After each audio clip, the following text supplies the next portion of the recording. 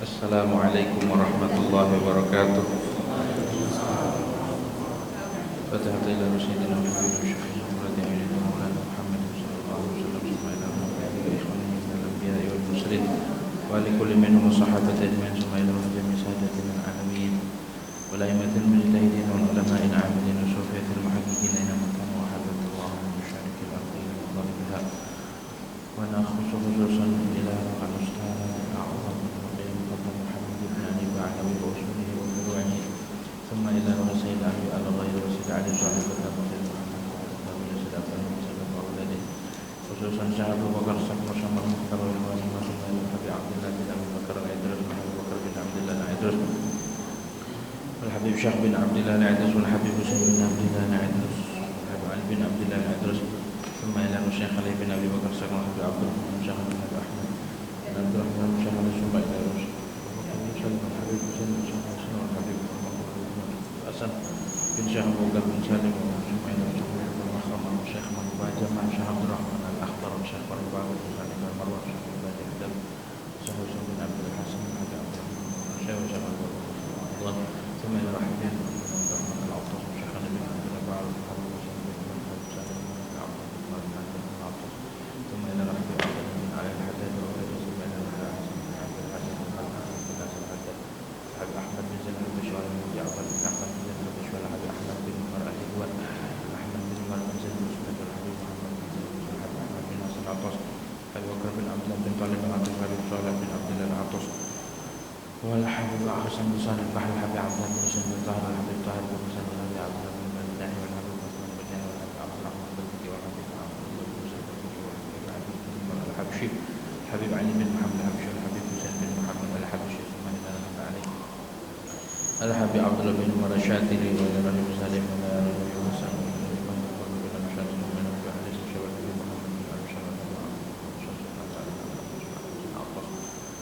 والحبيب من بن الأكرم عبد الله بن سلام عبد الله بن سلام بن عبد الله بن سلام بن عبد الله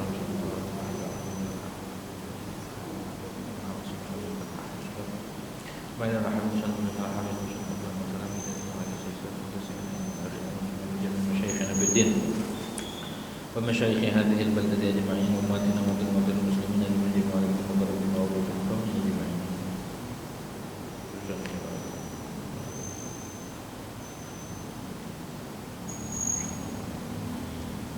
أنه تقشعر الرحمة والمغفرة ويعلي درجات في الجنة مع يمد علينا من بركاتهم وأسرارهم وأموالهم وعلوم الدين والآخرة على هذه ولكل نية صالحة وإلى حضرة الحبيب سيدنا محمد صلى الله عليه وسلم. سير الفاتحة. أعوذ بالله من الشيطان الرجيم. بسم الله الرحمن الرحيم. الحمد لله رب العالمين الرحمن الرحيم مالك يوم الدين إياك نعبد وإياك نستعين اهدنا الصراط المستقيم صراط الذين أنعمت عليهم غير المغضوب ولا الضالين. بسم الله الرحمن الرحيم. الحمد لله رب العالمين والصلاة والسلام على أشرف الأنبياء والمرسلين سيدنا محمد وعلى آله وصحبه أجمعين.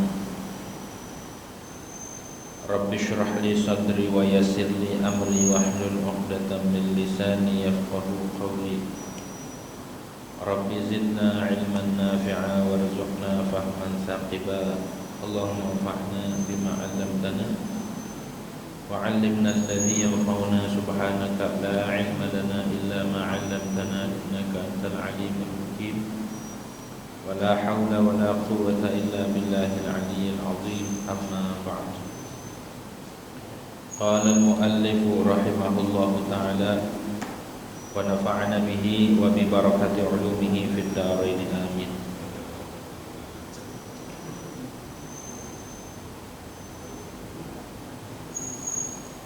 Babu syurutis salati itu ya. Adapun ini itu bab menyatakan syarat-syarat salat, syarat sahnya salat. Asyurutu li sihhatis salati arba'atun. Adapun syarat-syarat untuk sahnya salat itu 4. Al-awwalu taharatu 'anil hadatsaini. Adapun yang pertama itu syarat sahnya salat harus suci daripada dua hadas. Jadi tidak memiliki hadas. Maksudnya dua hadas, hadas besar ataupun hadas kecil. Wa 'anil najasati, dan suci daripada najis. Allati la yu'fa 'anha fil jasadi wal malbusi wal makan, yang tidak dimaafkan dari najis tersebut. Baik suci baik di dalam jasad, badan maksudnya, wal malbusi dan pakaian, wal makani dan tempat harus suci dari najis.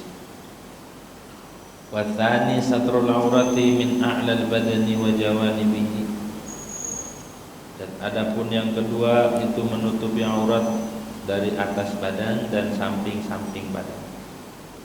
Lil qadiri alaihi, bagi orang yang mampu atas menutupi aurat. Walau shalla fi dhulmati munfaridan 'anil nasi, walaupun seseorang itu salat di dalam kegelapan halnya sendiri, terpisah maksud 'anil nasi, daripada manusia. Wa auratul zakari wal amati fi sholati ma baina surra war rukbah. Wallahu a'lam bishawab. Hadirin wal hadirat yang dirahmati oleh Allah Subhanahu wa taala. Pertama-tama marilah kita panjatkan puja dan puji syukur kehadirat Allah Subhanahu wa taala, yang mana pada malam hari ini alhamdulillah kita masih diberikan nikmat oleh Allah Subhanahu wa taala. Baik nikmat sehat wal afiat, nikmat panjang umur, tetap iman Islam, serta nikmat taufik wal hidayah daripada Allah Subhanahu wa taala. Melanjutkan tentang kitabus shalah, hal-hal yang terkait dengan salat yang penting, yaitu syarat sahnya salat. Syarat itu maksudnya bagian daripada khitabul wad'i. Apa itu khitabul wad'i? Khitabul wad'i itu masuk bagian daripada khitabus syar'i. Hukum syarak. Hukum syarak kebagi dua. Ada hukum taklif, namanya disebut khitabut taklif. Ada hukum wad'i, disebut khitabul wad'i. Dua-duanya perintah Allah Subhanahu wa taala. Hukum taklif ada 5. Pertama, khitabut taklif itu pertama namanya ijab. Ijab itu artinya khitabullahil muta'alliq bi af'alil mukallafin yaqtadil fi'la iqtidaan jaziman. Perintah Allah atau khitab Allah dengan perbuatan orang-orang mukallaf. Jadi hukumnya terkait dengan perbuatan, bukan zat, bukan alat. Itu hukum namanya. Makanya ini gelas tidak bisa dikatakan halal atau haram atau ini, enggak. Gelas zat tidak kena hukum. Jadi yang kena hukum itu perbuatan. Rokok haram, rokok mah enggak haram. Dari mana rokok haram? Yang haram itu menurut ulama yang mengatakan merokok, bukan rokok. Merokok mau perbuatan, ngisap rokok beda tuh ya. Menurut ulama yang mengatakan merokok itu haram. Gitu. Pertama wajib itu adalah perintah Allah atau hukum Allah yang terkait dengan perbuatan mukallaf, para mukallaf yang menetapkan untuk dikerjakan. Yaqtadil fi'la iqtidaan jazim, dan tuntutannya itu pasti, nggak bisa ditawar. Contoh, aqimus shalah, dirikanlah sholat, itu namanya ijab, perintah mewajibkan.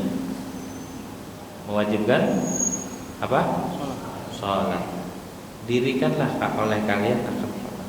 Itu namanya khitab Allahnya, perintah Allahnya kepada kita, ijab. Perbuatan mukallafnya namanya wajib. Jadi sholat itu hukumnya wajib. Perintah Allah namanya ijab, sholatnya namanya wajib. Hukum sholatnya wajib. Jadi perbuatan sholat kita tuh hukumnya wajib. Begitu tuh.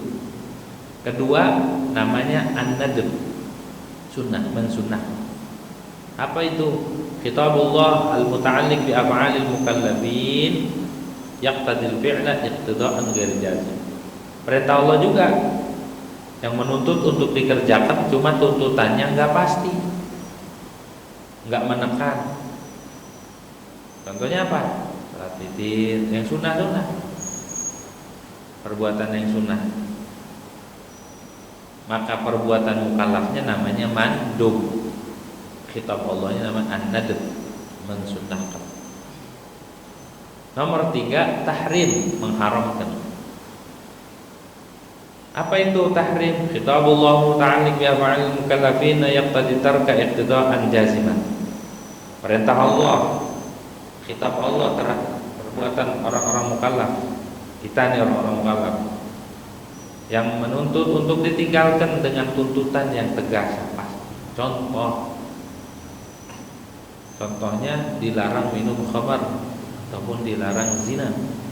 La taqrabuz zina innahu kana fahsyatan wa sa'a sabila. Itu larangan tegas, enggak boleh ditawar. Kalau dilanggar dapat dosa, dapat hukuman, dapat ancaman. Itu namanya tahrim.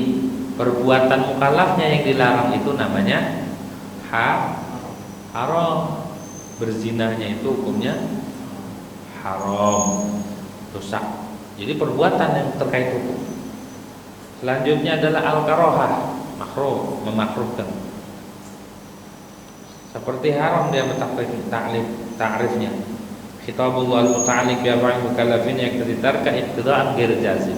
Sama, perintah Allah yang menuntut untuk ditinggalkan. Jadi larangan maksudnya, cuma larangannya tidak tegas, artinya tidak harus.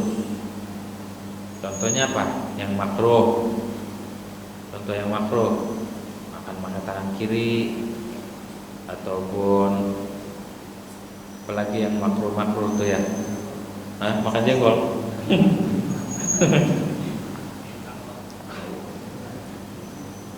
Begitu. Pokoknya yang makruh itu larangannya namanya karohah. Perbuatan mukallafnya namanya makruh hukumnya.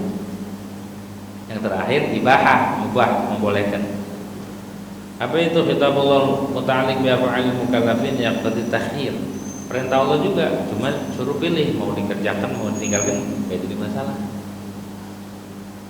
Seperti apa? Makan, minum, mubah, tidur, mubah, enggak wajib. Kulu washrabu, makan minum. Di Quran disuruh kan? Emang wajib makan? Enggak. Minum enggak wajib.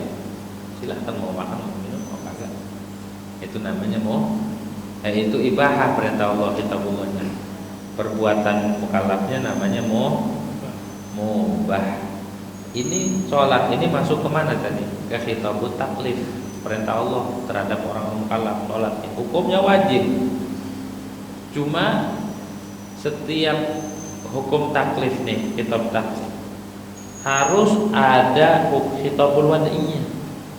Khitabul wad'i itu ja'lu syai'i sababan atau syartan atau mani'an atau fasidan atau sahihan. Menjadikan sesuatu itu sebab atau syarat ataupun mani' ataupun fasid ataupun sah. Itu hukum taklif. Contoh, nah ini kita bicara syarat. Jadi sholat memang wajib, tidak boleh ditinggal kalau sudah. Cuma harus ada sebab, harus ada syaratnya, dan tidak ada mani, tidak ada penghalang. Begitu. Harus menghindari yang membatalkan sholat. Nanti sah. Nah ini maksudnya, gitu. Jadi syarat juga termasuk khitabus syar'i, hukum syarat. Karena sholat walaupun bukan inti sholat, syarat sholat di luar daripada sholat. Makanya pengertian syarat itu adalah ma yatawaqqafu alaihi sihhatu syai' wa laysa juz'an min. Sesuatu yang dibutuhkan, yang butuh atasnya oleh sahnya sesuatu, wa laysa juz'an minhu, dan sesuatu itu bukan juz, di luar, maksudnya di luar daripada sholat. Karena yang inti sholat mah itu rukun, yang kita taklif sholat itu rukun-rukunnya. Adapun syarat sholat itu di luar rukun. Walaupun di luar, tapi erat kaitannya sah dan tidaknya sholat tergantung syarat ini. Maka penting haji syarat itu. Babu syurutis sholat. Asyurutu li sihhati sholati arba'atun. Adapun syarat buat sahnya sholat itu ada 4. Jadi sholat ini sah dan tidaknya tergantung. Apa itu sah? Sah itu jika syarat dan rukunnya terpenuhi, maka sah. Kayak orang sholat, syaratnya ada, rukunnya gak ditinggal dan tidak melakukan yang ngebatalin, maka sholatnya sah. Tapi belum tentu diterima itu. Biar sahnya aja kita butuh ilmu, butuh ngaji. Ngajinya aja lama, begitu ya. Udah tahu ilmunya, diamalin di dalam sholat sampai salaman udah kelar, belum tentu diterima. Berarti ibadah itu sangat sulit untuk mencapai biar diterima di sisi Allah Subhanahu wa taala. Itu ibadah kita. Makanya Imam Ibnu Athaillah beliau katakan di dalam satu makalahnya, rubama fataha laka babat ta'ah wa ma fataha laka babal qabul.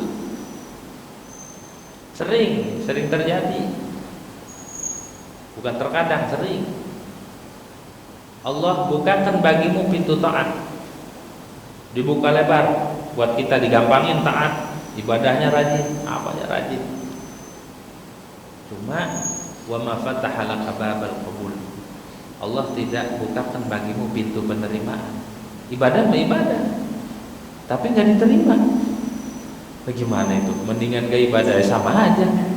Yang ibadah aja belum tentu diterima, apalagi gak ibadah. Itu mau digembukin nanti. Gitu.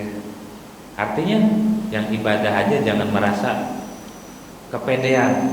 Wah ini udah sholat, udah belum tentu diterima. Artinya walaupun kita taat, jangan sombong, jangan ujub. Ujub itu membesar-besarkan, membangga-banggakan, terpesona dengan ibadah kita. Begitu. Gak boleh kita membagus-baguskan ibadah. Kadang-kadang gak diterima. Banyak penyakitnya, ria. Orang ibadahnya ria, diterima. Gitu ya. Nah itu ada syarat buat sah, ada syarat buat diterima. Syarat buat diterima harus ikhlas. Nah, ini susah ikhlas. Hanya Allah yang tahu. Gitu. Jadi jangan pede dulu kita udah sholat tenang, udah jangan bangga dan jangan merendahin, jangan ngeremehin orang yang sholat. Begitu ya. Jangan mentang-mentangan kayak gua dong sholat rajin ke masjid, udah nggak diterima itu. Baru selesai sholat langsung hancur pahalanya. Udah diem-diem baik. Kalau kita sholat tahajud malam, gue harus cerita. Gitu ya. Ini mah cerita, semalam. Ngapain semalam? Bangun, kencing doang. Gitu. Gak usah cerita ibadah, gak usah diceritain. Kenapa? Karena bisa menciderai ibadah kita. Begitu. Jadi umpetin, sembunyiin. Sebagaimana kita kalau maksiat gak mau diketahui, ibadah pun sama. Sembunyiin, gitu ya. Gak boleh dibanggain. Takut tidak diterima sama Allah Subhanahu wa ta'ala. Sebaliknya, wa qadha 'alaika bidzambi wa kana sababan lil usul.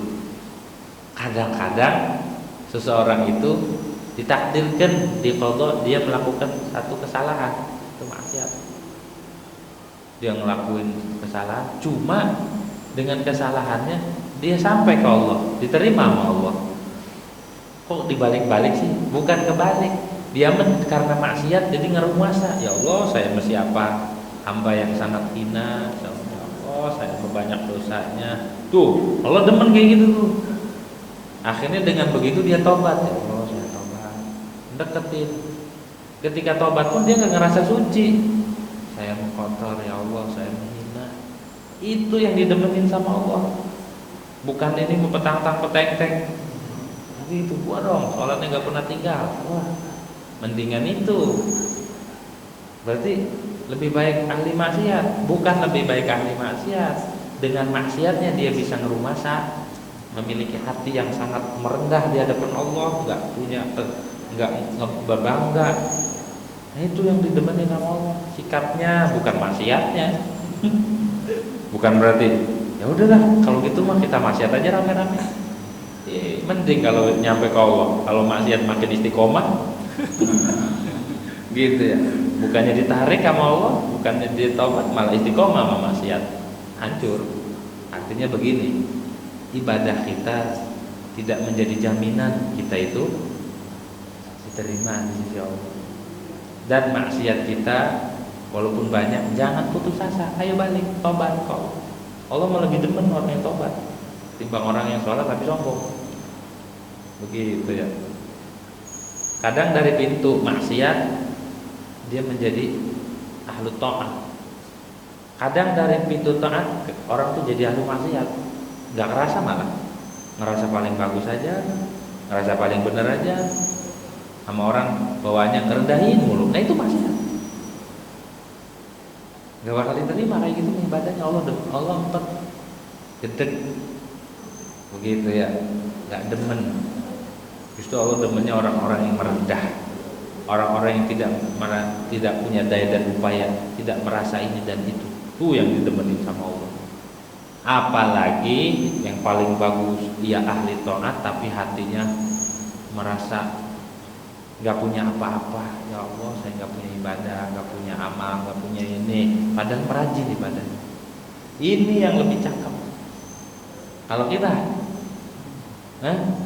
ibadah nggak ada, sombongnya iya, ujubnya iya, hancur gitu mah.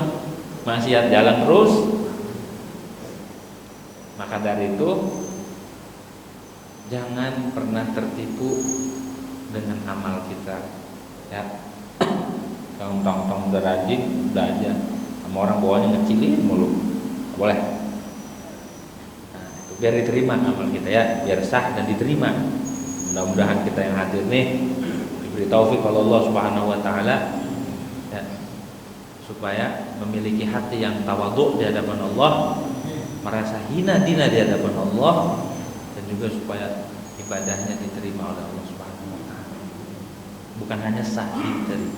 Nah, sahnya salat ada 4, syarat sahnya salat ada 4. Pertama apa? Al-awwalut taharatu 'anil hadath. Pertama, suci dari 2 hadas. Gak punya hadas besar ataupun hadas kecil. Kalau mau sholat mah harus suci tuh. Hadas kecil itu yang mewajibkan wudhu. Yang ada 5 ya. Ada 4 atau 5. Berarti keluarnya sesuatu dari kubur dan dubur. Terus bersentuhan laki dan perempuan, bersentuhan kulit tanpa ada penghalang, bukan mahram. Terus yang ketiga, hilang akal, baik dengan sebab tidur ataupun mabuk atau juga batal aja pokoknya wudunya. Ini hadas kecil tuh. Apalagi?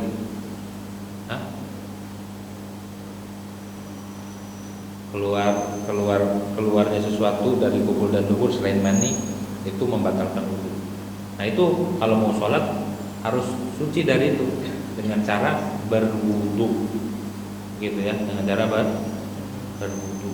Gitu. Jadi kita mau sholat aja dituntut sama Allah Subhanahu Wa Taala untuk suci daripada hadas. manusia nggak bisa lepas dari hadas. Hadas itu ada terus di badan kita sampai mati. Mulai dari lahir sampai mati hadas itu ada terus. Jadi kita terlahir berhadas sampai mati. Adapun wudu itu untuk menghentikan sementara. Ntar kalau wudunya kelar ketika dia melakukan sembahan, ada lagi hadas itu. Emang manusia ada nggak yang kagak tidur? Ada nggak? Hah? Nggak ada kan? Ketika tidur berhadas. Ada nggak manusia yang nggak buang air? Seumur hidup ada nggak? Nggak ada. Hah? Jadi kita mah hadas itu ada terus sampai mati, nggak bisa pisah. Maka apa yang kita sombongin orang kita hadas terus, nggak bisa berhenti dari hadas. Kalau ente udah bisa berhenti dari kentut, berhenti dari buang air, baru sombong silahkan. Saya dari lahir nggak pernah buang air, top, gitu. Baru itu nyombong silahkan. Ini dia nggak pernah tidur seumur hidup, mati orang. Jadi hadas itu ada terus. Emang udah fitrahnya manusia. Hadas itu semenjak lahir sampai mati. Cuma bisa dihentikan hukumnya itu sementara dengan berwudu, bersuci. Nah ini nih harus suci dari itu. Coba dah renungi, pikirin. Apa yang kita sombongin? Gak boleh egois, gak boleh sombong. Kalau kita masih kencing, masih buang air, masih ngantuk, masih tidur, lantas apa kita sombong? Begitu. Kalau malaikat, oke. Malaikat mah kagak tidur, kagak buang air, kagak punya hadas, top. Tapi nggak ada yang sombong malaikat. Suruh ibadah, nurut sama Allah. Suruh sujud, sujud. Lah kita manusia yang penuh dengan kekurangan, sombongnya naudzubillah min dzalik. Gitu ya. Suci daripada dua hadas besar ataupun hadas kecil. Kalau hadas kecil, cara mensucikannya gimana? Dengan mengambil air berwudu gitu. Bukan ngambilin air wudu doang. Ada air buat wudu diambilin. Tuh saya mau udah suci. Gak ngaji nih orang atau ngaji ngantuk. Maksud ngambil air wudu itu berwudu. Bukan ngambil air wudu dipindahin. Saya sudah ngambil air wudu katanya. Sudah suci. Ini ngajinya ngantuk ini. Maksudnya berwudu. Kalau hadas besar caranya mandi dan mandinya sah, wudunya sah tuh. Enggak asal-asalan wudunya sah, baru kita bisa masuk ke sholat. Kalau wudunya enggak sah, walaupun sholatnya 1000 rakaat kagak diterima. Baru diterima sah juga kagak. Kalau kita wudunya asal-asalan, basuh mukanya enggak sempurna, enggak ngerti dia. Rukunnya enggak terpenuhi, basuh tangannya enggak. Kadang-kadang nih yang sering kita lihat, ngebasuh tangan. Basuh tangan kalau yang pakai lengan bajunya sempit, kadang-kadang segini doang yang dibasuh ininya. Maka enggak sah wudunya, harus dilewatin sikutnya. Juga jangan ditarik airnya, emang kudu diguyur dari atas. Atau enggak diginiin. Karena kalau nggak melewati sikut, kagak sah wudunya. Kalau nggak sah wudunya, sholatnya kagak sah. Banyak kan cuma segini doang asal ini. Terus airnya jangan diusap, digoyor, dijalanin. Itu namanya dibasuh. Kalau nggak begitu, nggak sah wudunya. Pun mandi wajib, itu juga harus benar-benar kudu tahu. Lipat-lipatan tubuh harus kena air. Harus teralirkan oleh air, depan belakang semua harus kena ketika mandi wajib. Karena kalau mandi wajibnya tidak kena air, satu bagian di tubuh kita nggak kena air, maka itu fu'ila bi kaza wa kaza minan nar, kata Nabi. Maka akan dilakukan, ditindaki dengan bagian yang tidak kena air itu kaza wa kaza minan nar. Itu jadi api neraka nanti. Perhatikan rambutnya nih, kulit kepala harus kena air, rambut pun harus kena air ketika mandi, wajib. Terus sela-sela kaki, jari, sela-sela kuku, kuping juga harus kena air. Harus dibasuh, bukan diusap, dibasuh. Jadi airnya dibasuh atau nggak taruh di sini, kubrokin kuping. Begitu tuh ya. Jadi kita untuk masuk ke Allah itu, untuk ke hadirat Allah, harus benar-benar suci, zahir dan batin. Nah, tuh. Baik hadas besar ataupun hadas kecil, baik dengan air ataupun debu ketika enggak ada air. Ini tayamum ya. Kalau dia lupa bersuci, dia sholat, lupa dia. Main sholat aja langsung dari rumah lari. Dia lupa di jalanan, kayaknya batal dah wudunya. Tapi udah kelar sholatnya. Tapi nggak sengaja ini melupa ya. Kalau sengaja haram, dosa. Sholat tanpa wudu dosa besar. Ini mah udah kelar sholat, tadi kayaknya batal dah wudunya. Maka gimana? Fa inna siyam tahara wa sholat utiba ala qasdihi la ala fi'lihi. Kalau dia lupa bersuci, dia sholat, maka diberi pahala atas tujuan dia. Qasdnya sholat, dapat ganjaran karena dia lupa ya. Cuma harus diulang. Kalau perbuatannya nggak dapat pahala, orang kagak sah. Yang diberi pahala apanya? Qasd, niat, perbuatannya enggak.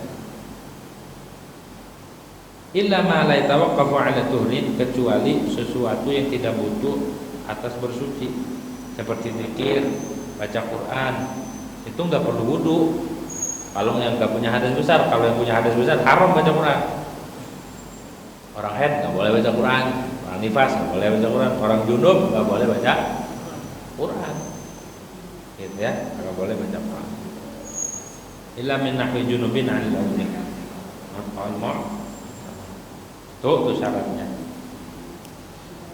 Wa 'anil najasati, dan suci juga dari najis, bukan hanya hadas, suci daripada najis. Najis yang tidak dimaaf darinya, yang udah lewat kemarinnya, baik najis mukhaffafah, najasatul mukhaffafah, atau najasah mutawassidah, atau najasah mughalladhah, udah lewat. Jadi suci dari najis, nggak ada najis. Di mana? Fil jasadi, di badan kita nggak ada najis, nggak ada darah. Pokoknya nggak ada najis aja. Di pakaian juga nggak ada najis. Di tempat juga nggak ada najis. Tempat sholat, syaratnya harus suci, tempat badan, tempat dan pakaiannya harus suci. Gitu. Kalau pakaian ini nih yang cara nyuci pakaian. Kalau pakaian itu cuma kotor, jangan dicampur sama pakaian yang najis. Pakaian yang najis itu seperti pakaian bocah yang kena muntah atau kena nya, jangan digabung. Dicuci dulu, dicuci, udah cuci baru digabung. Kalau pakaian yang kotor cuma bau keringat atau kotor doang, itu enggak jadi masalah. Jangan dicampur, karena kalau dicampur, misalkan di mesin cuci, tabungnya itu ada 2 kulah enggak? Mesin cuci yang normal kurang dari 2 kulah ya, kurang. Main campur wae dicuplekin. Airnya kurang dari 2 kulah, kena najis, jadi najis semua pakaian. Dipakai buat sholat, katanya ini wangi. Parfumnya dari Paris dari mana? Tetap aja kalau nggak suci mau wanginya 1000 bunga juga. Mau malaikat subuh atau malaikat kesiangan, parfumnya tetap tidak diterima sama Allah karena pakainya. Nah, maka cara mencuci baju pun harus suci, bukan bersih doang kagak suci, gimana? Gitu ya. Perlu tahu tuh, jangan digabung ya.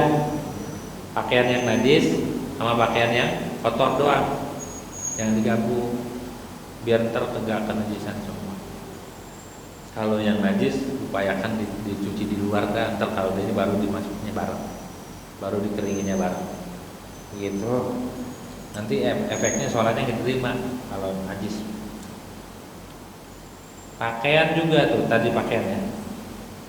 Wal makani dan tempat harus suci. Yang dimaksud tempat sholat adalah yang dipakai buat anggota sujud, awas. Buat jidat, tangan, dengkul, sama telapak kaki itu yang disebut makanus sholat. Bukan semuanya, enggak. Andai ada najis di lempengan dada, tapi bukan di dada, di lantai yang lempengan dada, dia sholat, sah nggak sholatnya? Sah, karena tidak berada di tempat sujud. Lempengan dada doang, cuma makruh. Begitu. Kalau di situ ada najis, najisnya yang tidak dimaaf, seperti kotoran cecek, nggak dimaaf, hindarin, jangan malah ditekan. Gitu ya, jangan malah ditekan. Ada tai cecek malah ditekan, itu batal sholatnya. Gitu ya. Atau lagi sholat, di badan kita ada burung atau cecek berak, kalau basah nempel di sini, batal. Tapi kalau kering langsung dilemparin. Cara ngebuangnya jangan diginiin. Kalau diginiin namanya ngebawa najis, batal. Langsung aja begitu.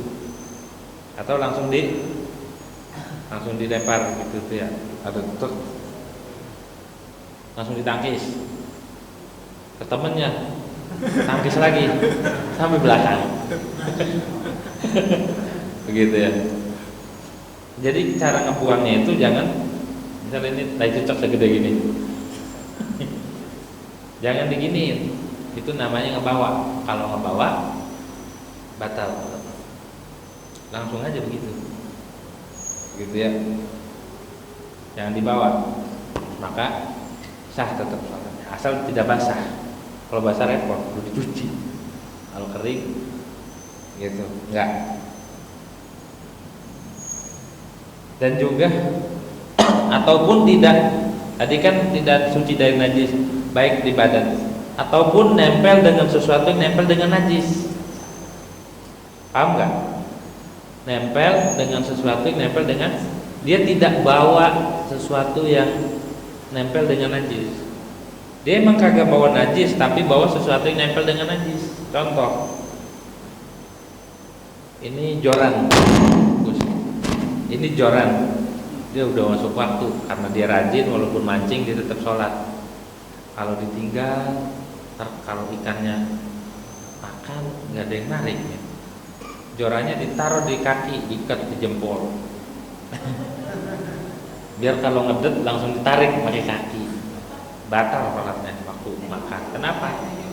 Karena joran ini nempel dengan ikan, nempel dengan, kalau dia pakai bangke umpannya itu najis, atau masuk ke perut ikan. Perut ikan kan ada kotorannya, najis, sholatnya batal karena dia membawa sesuatu yang nempel dengan najis.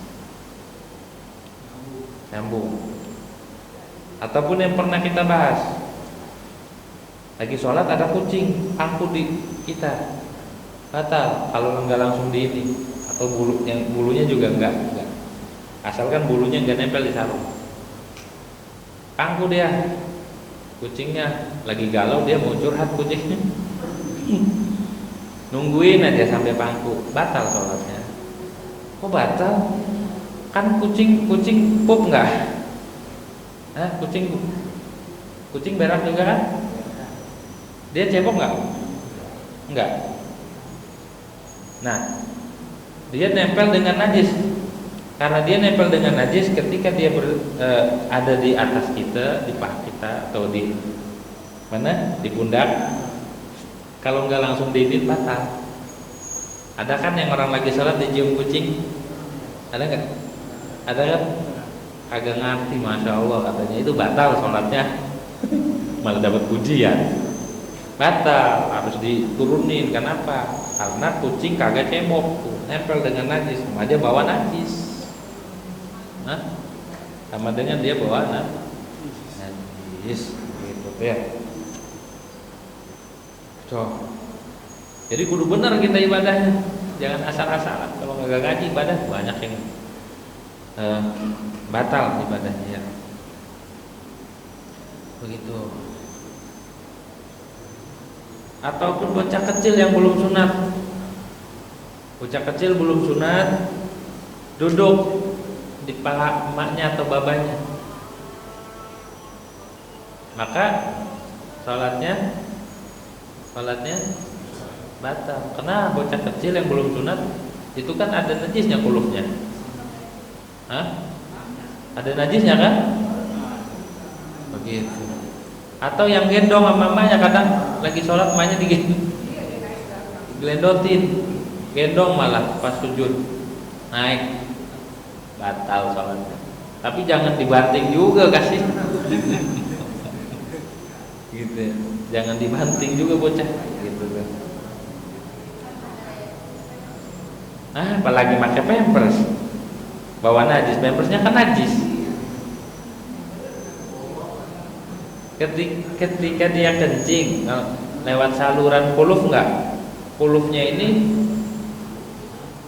kan nyangkut tuh najisnya, belum sunat dia, begitu ya. Walaupun dicebokin kan nggak dibersihin dalamnya. Maka ketika bocah kecil itu duduk, babanya lagi sholat duduk aja, begitu ya, batal. Karena sama dengan dia membawa najis. Oke, bocah pinggir dulu bocah. Belakang sholatnya belakang. Gitu, perlu suci daripada najis. Di sini dikatakan hatta dakhil anfi au fami itu tadi fil jasad. Suci dari najis yang direjemah sampai dakhil anfi. Mulut, dalam mulut pun kudu suci. Dalam hidung ataupun mulut ataupun mata kudu suci. Kalau akala mutanajisan walam yaksil fama fa shalla tasihha salatuhu li ghillati amri najasa. Maka jikalau seseorang itu makan sesuatu yang kena najis, makan sesuatu yang kena najis, atau makan yang najis, atau makan sesuatu yang kena najis, apa yang mutanajis? Pokoknya sesuatu yang kena najis, atau makanan yang najis seperti makan bangkai itu najis. Ayam yang dipotong yang enggak sesuai dengan syariat hukumnya bangkai. Bangkai hukumnya najis. Dimakan. Itu sholat ya, enggak mencuci mulut, enggak sah sholatnya. Ataupun gusinya berdarah dia sholat, enggak sah sholatnya, harus berkumur. Ya. Kalau pakaian wa kullu mahmulin lahu, dan setiap yang dibawa baginya harus suci dari najis juga. Wa illam yataharrak biharakati, walaupun tidak bergerak. Kayak sorban, orang bawa sorban panjang banget sorbannya, tapi di ujungnya ada najis, di ujung sorban yang ono dia sholat, maka batal sholatnya ya, karena nempel dengan najis. Ataupun ada orang ceboknya pakai batu. Pakai batu kan ada tuh di syariat, di fikih boleh ceboknya pakai batu. Cebok pakai batu hanya menghilangkan zat tapi tidak menghilangkan asar. Buat dia sholatnya sah, dia sholat sah. Tapi kalau dia megang, tangannya nempel, dipegang tangan temen yang lagi sholat pakai wudu, batal. Sholat temennya batal karena dia membawa najis yang bagi dia enggak dimaaf, bagi yang cebok pakai batu dia dimaaf. Dan dianya sholatnya batal juga yang cebok pakai batu. Kenapa? Gara-gara megang. Gara-gara megang gini. Udah, makanya jangan pegang-pegang. Resikonya itu juga kena batal. Kok saya kena iya berbalik akhirnya. Karena seolah-olah dia nempel dengan sesuatu yang nempel dengan najis. Dianya nempel dengan orang ini nempel dengan dia. Berbalik tuh. Padahal dia kalau nggak iseng, sholat aja sah sampai salah. Begitu. Orang yang ceboknya pakai batu. Kita alhamdulillah di kita mah nggak ada ya. Pakai air semua. Gitu ya. Alhamdulillah. Kalau di sono di Jazirah Arab tuh di gurun nggak ada air. Pakai batu. Alladzi yusalli fi, dan tempat yang dia salat di dalamnya. Falau kathuratul qutuyur fihi ufianu fil farsh wal ard. Jika banyak kotoran burung pada tempat tersebut maka dimaaf.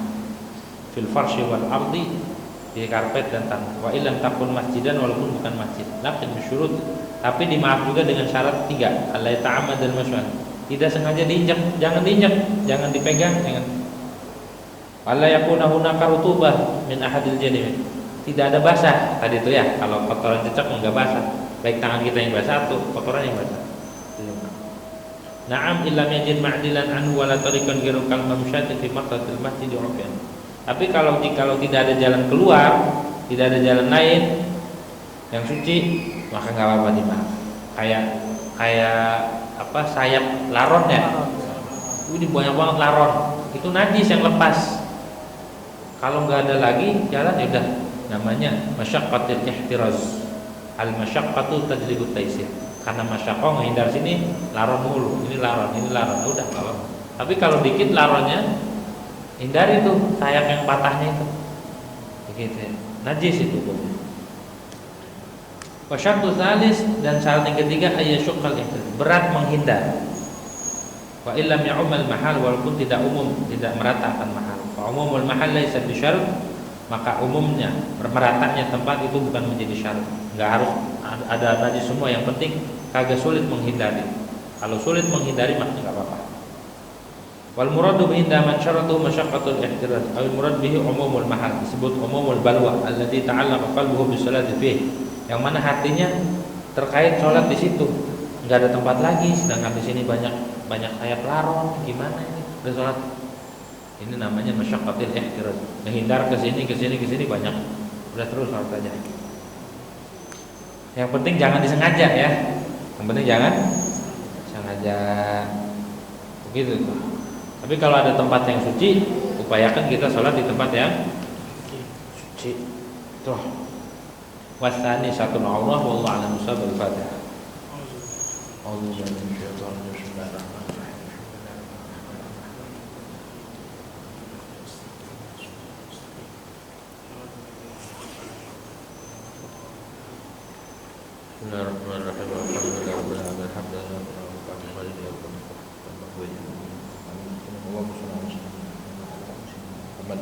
اللهم اقسم لنا من خشيتك ما تحول به بيننا وبين معاصيك، من طاعتك ما تبلغنا به جنتك، ومن يقينك ما تهون به علينا مصائب الدنيا، ومتعنا اللهم باسمائنا وابصارنا وقوتنا قدر ما احييتنا، واجعل الوارث منا واجعل ثارنا على من ظلمنا وانصرنا على من عادنا، ولا تجعل مصيبتنا في ديننا، ولا تجعل الدنيا اكبر همنا ولا مبلغ علمنا ولا غاية رغبتنا، ولا تسلط علينا بذنوبنا من لا يخافك ولا يرحمنا.